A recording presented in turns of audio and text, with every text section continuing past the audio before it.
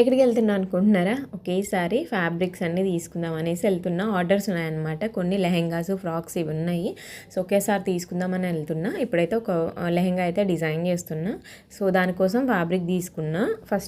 First plain direct fabric దొరుకుతుందని try చేస్తాను షాప్స్లో.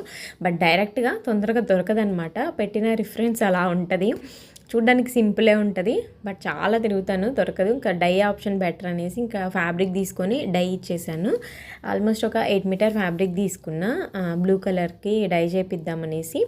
సో ఇట్లా బుటీస్ ఉండాలి అనేసి ఇట్లా బ్లూ కలర్లో డై చేయించిన. తర్వాత రెడ్ కలర్ ఫ్యాబ్రిక్ ఏంటంటే చాలా తిరిగాను, కొంచెం కాస్ట్లీ ఉన్నాయన్నమాట. మంచి ఫ్యాబ్రిక్ తీసుకోవాలి అనుకుంటే 1400 1500 తీసుకొని మళ్ళీ అది డై చేయించుకోవాలి.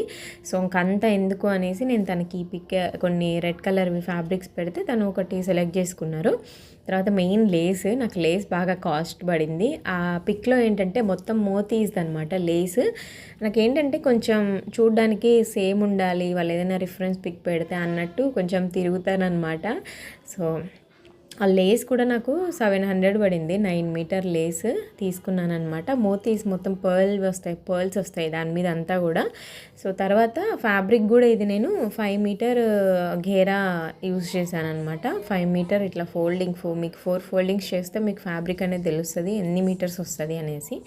సో ఇంకా దుపటాకి లేస్ అటాచ్ చేసిన. ఇక్కడ కూడా ఒక 2 సూదులు ఇరిగిపోయాయి. సో ఫైనల్ లుక్ అనేది పార్ట్ 2లో పోస్ట్ చేస్తా. నచ్చితే లైక్ చేసి ఫాలో చేయండి. పార్ట్ 2 కోసం వెయిట్ చేయండి. ఇంత వీడియో. Bye bye.